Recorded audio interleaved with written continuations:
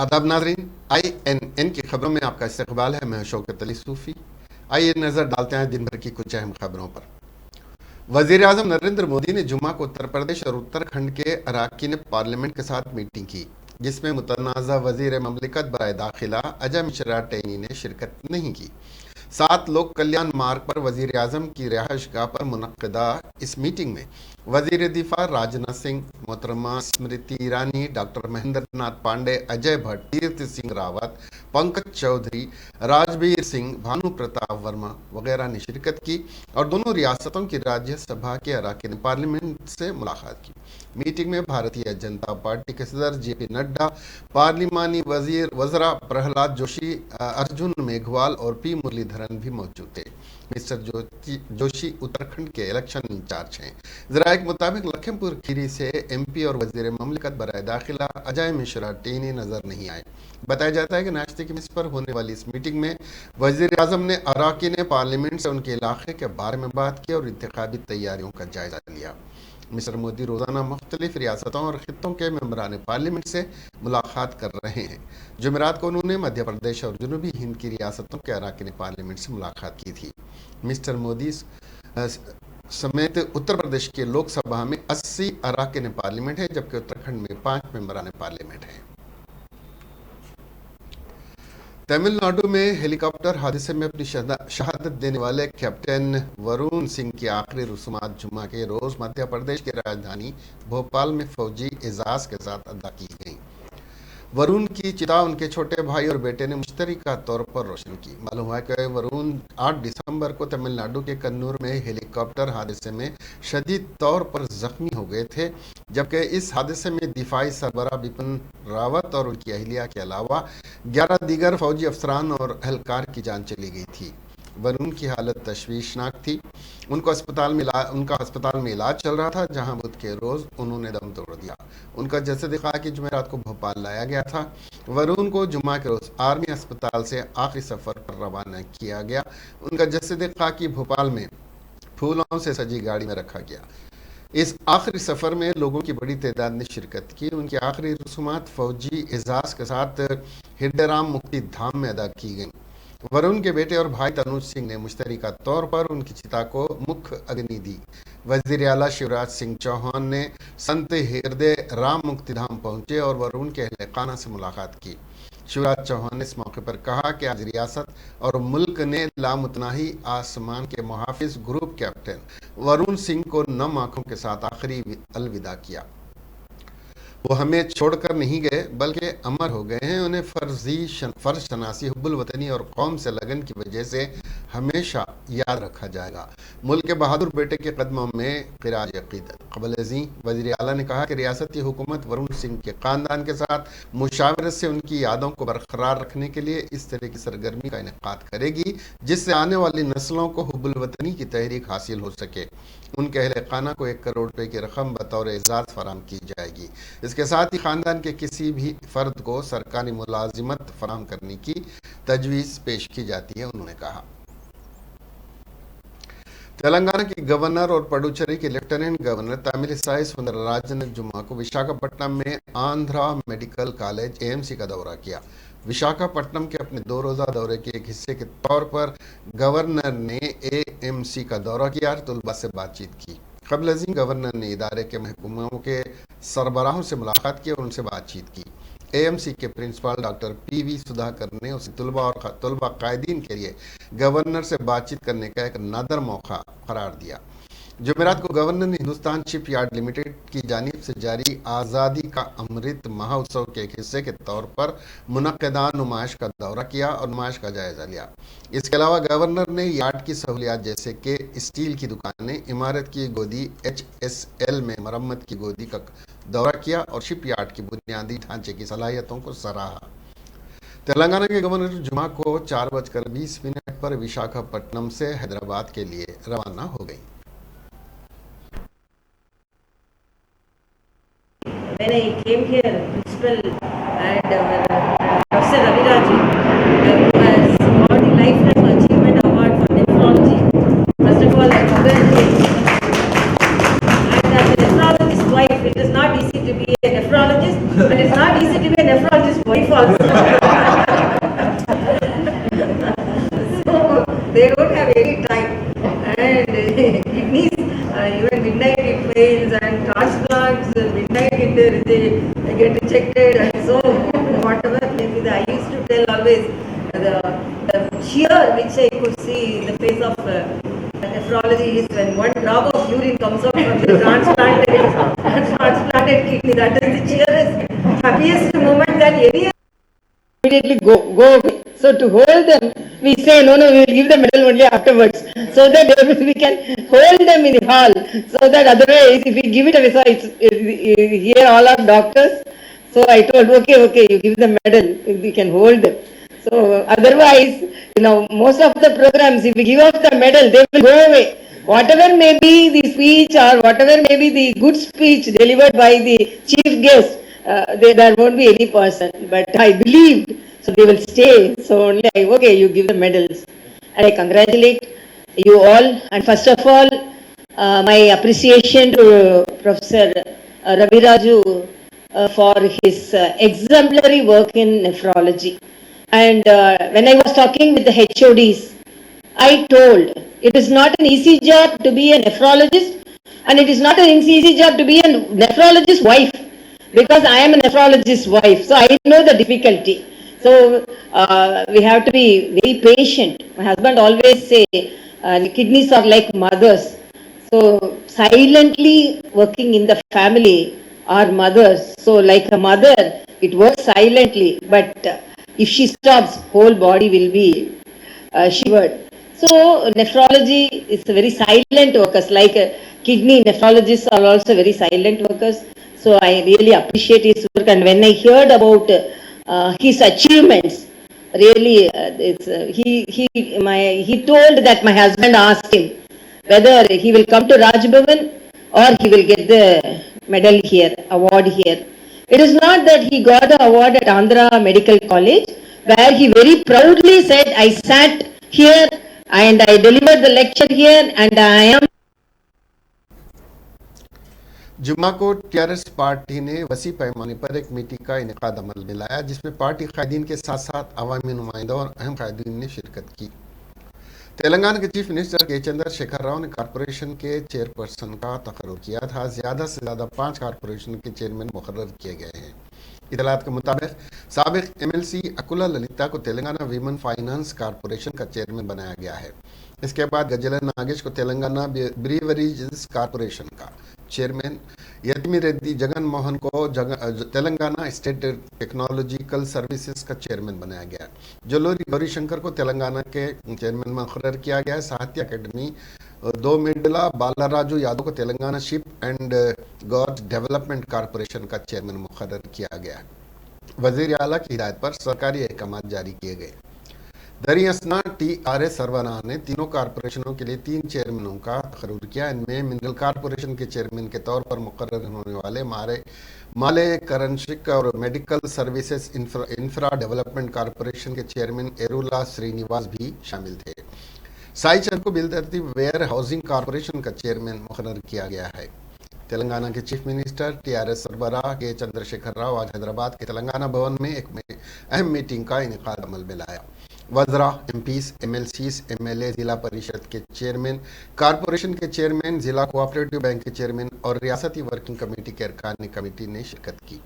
इस मौके पर ऐसा लगता है कि के चंद्रशेखर राव पार्टी कायदीन को सरकारी स्कीमों को आवाम तक पहुंचाने की हिदायत दी। बुनियादी तौर पर तवक्को है कि चीफ मिनिस्टर कैडर को बीजेपी पर जवाबी हमले तेज करने का भी मशवरा दिया।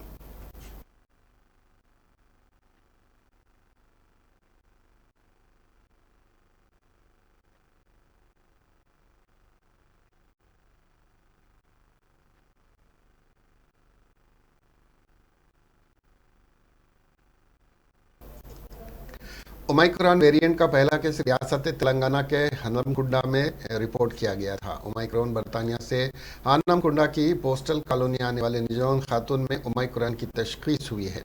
इस माह की 21 तारीख को बरतानिया से आने वाली नौजवान खातून का 12 दिन के लिए मुस्बित तजुर्बा किया गया।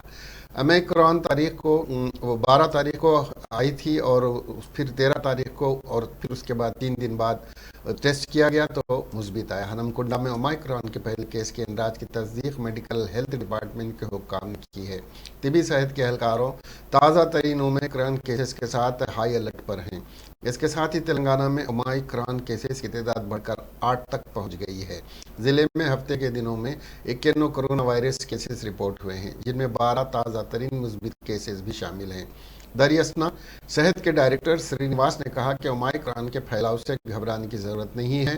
उन्होंने कहा कि ओमिक्रॉन से मुतासिर होने वाले तकरीबन 95% लोगों में कोई अलामात नहीं है। उन्होंने कहा कि तकरीबन 90 ममालिक में ओमिक्रॉन के मुख्तलिफ केसेस पहले ही रिपोर्ट हो चुके हैं। बरतानिया के अलावा कहीं भी मौत की इत्तला नहीं है। उन्होंने कहा कि इस किस्म के साथ ज़िंदगी को कोई ख़तरा नहीं है। मुस्तक़बिल में मज़ीद 10 मुख्तलिफ किस्में भी मुतवक्को हैं। उन्होंने मशवरा दिया कि कोविड एहतियाती तदाबीर पर फर्ज शनासी से अमल किया जाए, यानी मुकम्मल तौर पर उस कोविड के अहकामात पर अमल किया जाए।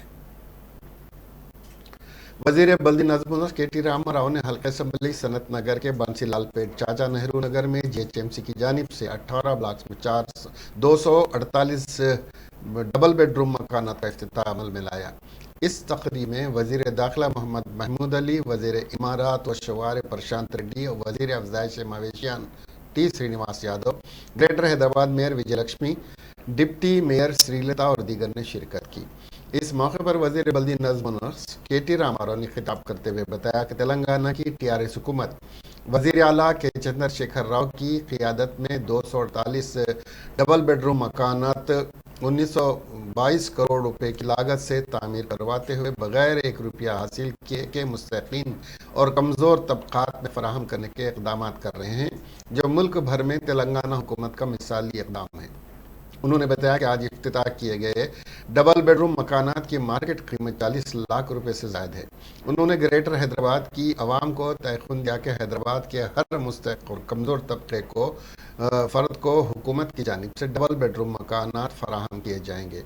उन्होंने अवाम उन्नास से अपील की कि वह दरमियानी आदमी को 1 रुपया न दे, क्योंकि हुकूमत मुस्तहिक़ीन को लकी ड्रा के तहत मकानात फ़राहम कर रही है, जिसमें किसी किस्म की हेरा फेरी की कोई गुंजाइश नहीं है। వాళ్ళందరికీ కూడా నా హృదయపూర్వక శుభాకాంక్షలు। ఇవాళ దేశంలోనే ఎక్కడా లేని విధంగా గౌరవ ముఖ్యమంత్రి కేసీఆర్ గారు పేదల కోసం ఈ 2 బెడ్రూమ్ల ఇళ్ల పథకం ప్రారంభిస్తూ ఇటు హైదరాబాద్ కావచ్చు, అటు ఇతర పట్టణాలు కావచ్చు, పల్లెలు కావచ్చు, అంతటా ఇండ్లను పరుగులు పెట్టించి పేదలకు ఒక నీడ కల్పించే ప్రయత్నం చేస్తున్నా గౌరవనీయులు గృహ నిర్మాణ శాఖ మంత్రివర్యులు గట్టిగా వారికి చప్పట్లతో మీరు ధన్యవాదాలు చెప్పాలి ప్రశాంత్ రెడ్డి అన్న గారు.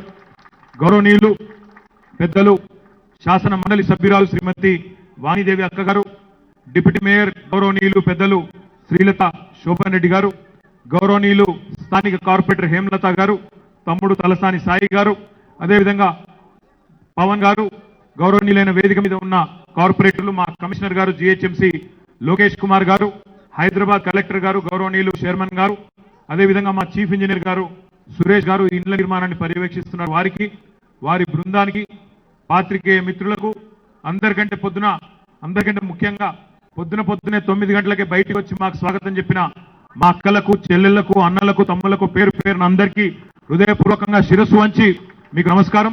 మీ అందరికీ కూడా శుభాకాంక్షలు. పెద్దోళ్ళు చెప్తారు, ఇక్కడ ఉన్న మీరు పెద్ద మనుషులు అడిగితే చెప్తారు, ఇల్లు గట్టి చూడు. महकमे सेहत के डायरेक्टर डॉक्टर श्रीनिवास राव ने मीडिया से बात करते हुए बताया कि तेलंगाना में अब तक 9 ओमिक्रॉन के केसेस सामने आए हैं, जिसमें से 8 अफराद रियासत में जेर इलाज है और एक 7 साल बच्चे को कोलकाता रवाना कर दिया गया है।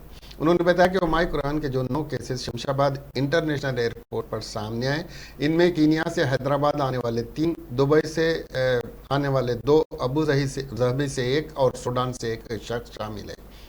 उन्होंने अवाम उन्नास से अपील की कि वो खौफ ना खाएं, क्योंकि ओमिक्रॉन से अब तक दुनिया भर में लंदन में या 1 फर्द की मौत वाक़ई हुई है और तेलंगाना मुल्क की 11 रियासतों में होने वाले ओमिक्रॉन के केसेस में दीगर रियासतों की बनिस्बत कम है। उन्होंने आवाम से कहा कि वो मास्क का इस्तेमाल करें और समाजी फासले का खुसूसी तौर पर ख्याल रखें। कोविड ओमिक्रॉन वेरिएंट अभी तक तेलंगाना राज्य में 8 केसेस रिपोर्ट हुआ। हम 1 दिसंबर से राजीव गांधी इंटरनेशनल एयरपोर्ट में सर्विलेंस सिस्टम एनहांस करे।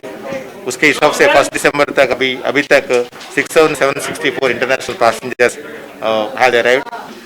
उसमें अभी तक अपने को 9 पॉजिटिव्स आए जीनोम सीक्वेंसिंग के लिए ओमिक्रॉन वेरिएंट का। तो उसमें one boy of 7 years old has left to West Bengal because he belongs to that state।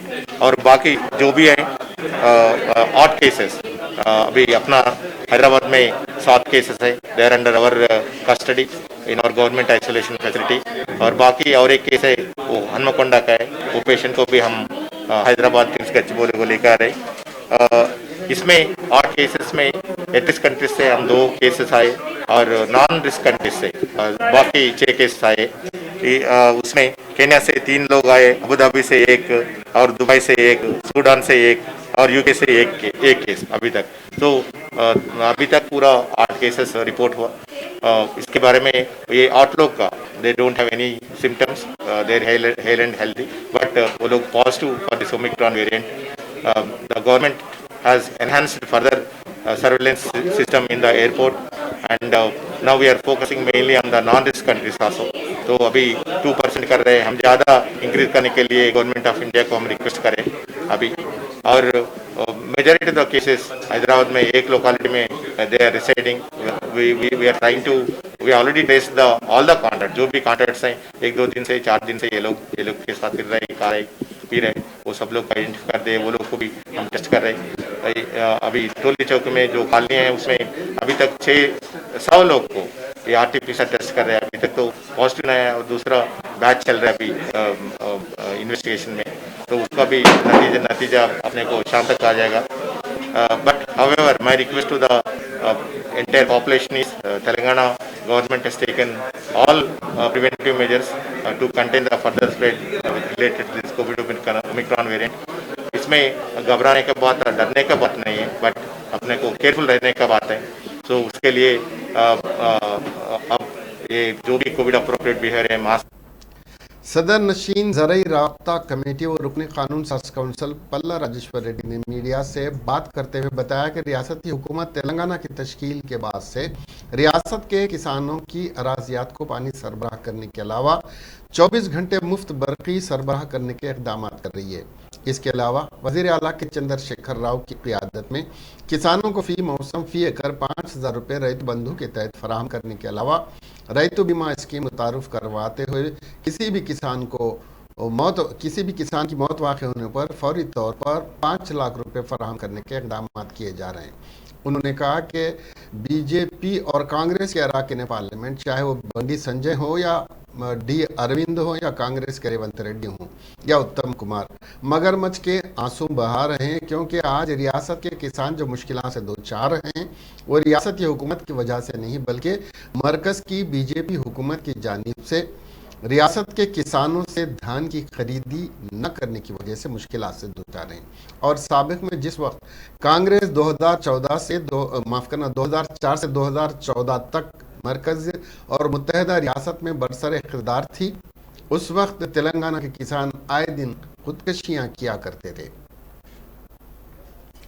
Musheer अक़लियती उमूर हुकूमत तेलंगाना AK खान ने कहा कि रियासत के 400 गिरजाघरों के जरिए तकरीबन 2.5 लाख ईसाइयों को क्रिसमस का तोहफा वज़ीर आला के चंद्रशेखर राव की जानिब से पहुंचाया जाएगा, जबकि 21 दिसंबर को सरकारी सतह पर मुनक़िद की जाने वाली क्रिसमस तकरीब में वज़ीर आला के चंद्रशेखर राव शिरकत करेंगे। रियासती वज़ीर अक़लियती बहबूद कुप्पुला ईश्वर के हमरा आज LB स्टेडियम के जायजे के बाद INN से बात करते हुए AK खान ने कहा कि हुकूमत बड़े पैमाने पर क्रिसमस तकरीब के इनेकाद को यकीनी बनाने के लिए हर तरह के इक़दाम कर रही है।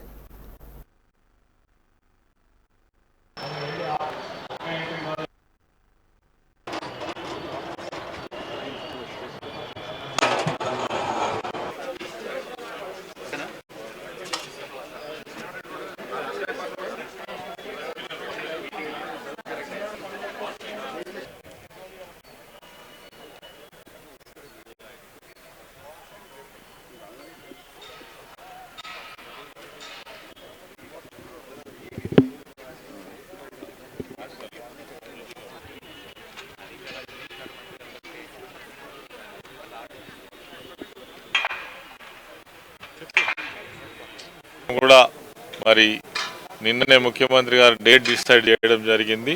21వ తారీఖు రోజు మరి తెలంగాణ రాష్ట్రం యొక్క క్రిస్మస్ వేడుకలను జరుపుకోవడం కోసం నిర్ణయం తీసుకోవడం జరిగింది. దానికి సంబంధించినటువంటి పూర్తి స్థాయి ఏర్పాట్లు దాదాపు 10 నుంచి 12,000 మంది క్రైస్తవ సోదరులు వివిధ ప్రాంతాల నుంచి వచ్చి పాల్గొనడంతో పాటు క్రైస్తవ మతాలకు సంబంధించినటువంటి మత పెద్దలు, బిషప్స్ కావచ్చు, పాస్టర్స్ కావచ్చు, చాలా పెద్ద చర్చ్ పాస్టర్స్ కావచ్చు, అదేవిధంగా ప్రజాప్రతినిధులు हैदराबाद तेलंगाना रियासत में हर साल क्रिसमस के सीज़न में क्रिसमस के बहुत सारे अरेंजमेंट्स किए जाते हैं।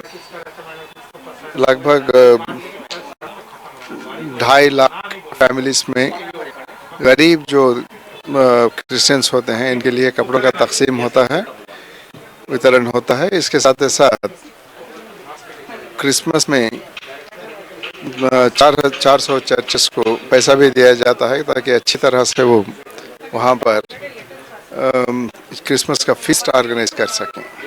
और आखिरी दिन यानी कि सेलिब्रेशंस के आखिरी दिन क्रिसमस के 3 दिन पहले सीएम साहब, केसीआर साहब खुद मेज़बान होते हैं और क्रिसमस का एक फीस्ट बड़े पैमाने पर यहाँ का लाल बहादुर शास्त्री स्टेडियम है उसमें ऑर्गेनाइज करते हैं। इस साल 21 तारीख को ये डिनर दी जा रही है। इसमें लगभग 12,000 क्रिश्चियन ब्रदर्स एंड सिस्टर्स ये सब पार्टिसिपेट करेंगे। अच्छी तरह से इसके अरेंजमेंट्स किए जा रहे हैं। मैं समझता हूँ कि हर साल की तरह इस साल भी क्रिसमस का सीज़न अच्छी तरह से मनाया जाएगा। सारे हमारे क्रिश्चियन भाई बहन को मैं मैरी क्रिसमस और स्टेट के एडमिनिस्ट्रेशन की तरफ से भी क्रिसमस की मुबारकबाद देता हूँ।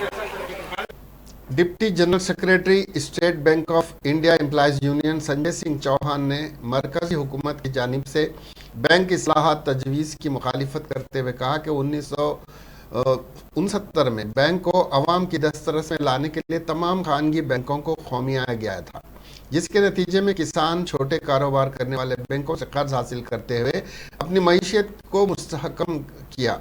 मरकजी हुकूमत जिसने अभी तक बड़े सनती घरानों को कर्जों की माफ़ी करते हुए बैंकों को नुकसान की निचली सतह पर पहुंचा दिया है और अब मुनाफे वाली बैंकों को खानगियाते हुए अवाम की दस्तरस से बाहर कर रही हैं। संजय सिंह चौहान ने कहा कि बैंकों को खानगियाने से बैंक मुलाजमीन की मुलाजिमतों को कोई खतरा नहीं है, मगर आम अवाम के लिए खतरे की घंटी है।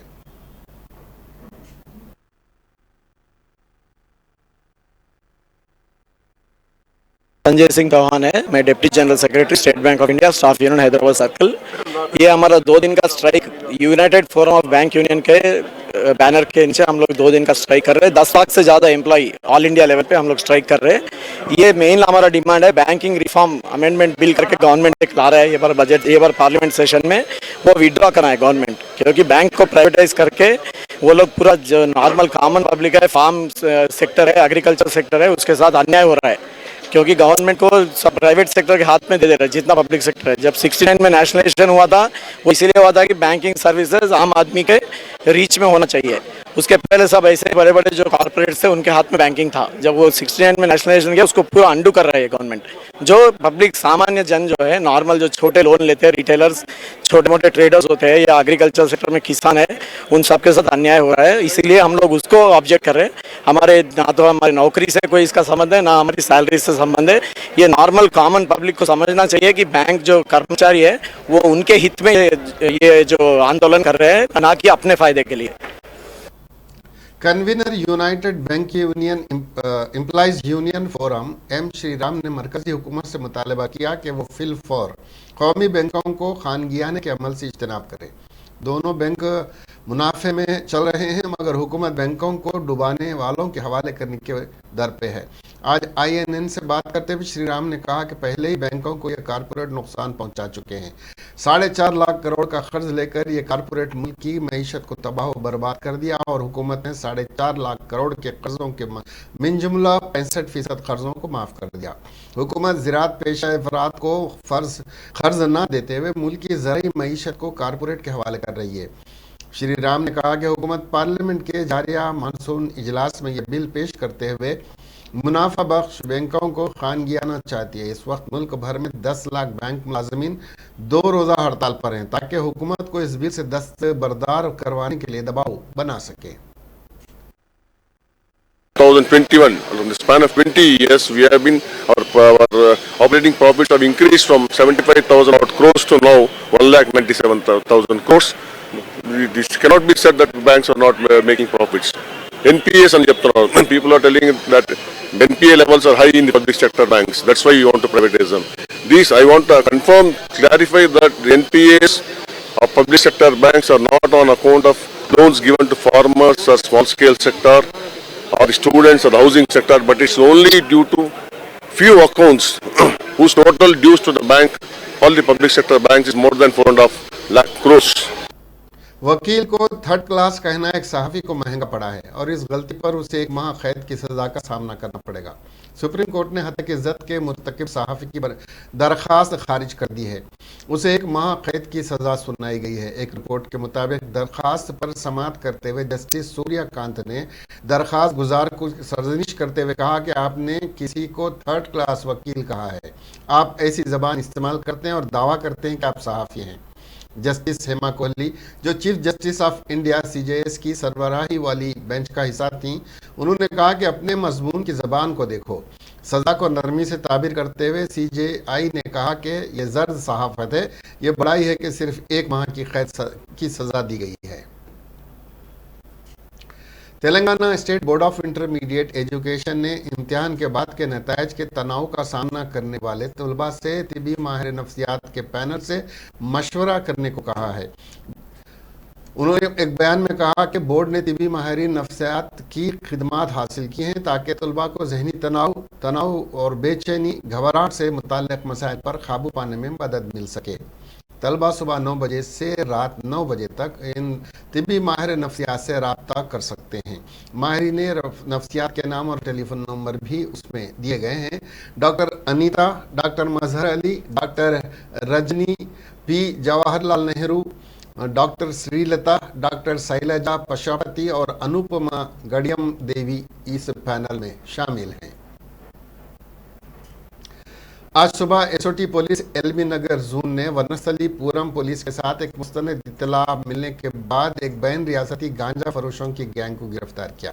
पुलिस ने बताया कि Shivan Krishna, A Upendra, Santosh Lal ji, Tejas Kumar, Mohammad Sameer, Harish पकोटी, Suresh Sheikh Jilani, A प्रकाश और पॉल डैनियल को हिरासत में ले लिया गया, जबकि इस गिरोह का सरगना सुब्बाराव फरार है। पुलिस ने उनके कब्जे से 240 किलो गांजा, 8 लाख रुपए नकदी, 1 लारी 6 पहियों वाली, 1 अर्टिगा कार, 19 मोबाइल फोन जब्त किए। बताया जा रहा है कि यह गिरोह 8,000 रुपये किलो से गांजा खरीद कर अपने ग्राहकों को 15,000 रुपये किलो से फरोख्त किया करता था। इस सिलसिले में कमिश्नर पुलिस रचा कुंडा ने मीडिया को तफसीलात से वाकिफ करवाया।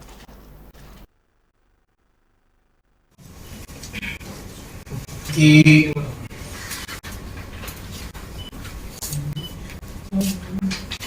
ఒడిశా తర్వాత ఆంధ్రప్రదేశ్ బోర్డర్ AOP అని అంటారు దానికి, ఆ ప్రాంతం నుంచి మన తెలంగాణ రాష్ట్ర ట్రాన్సిట్ గా మహారాష్ట్ర ఇంకో వేరే స్టేట్ లో ఈ గాంజాయి అక్రమ రవాణా జరుగుతున్నాయి।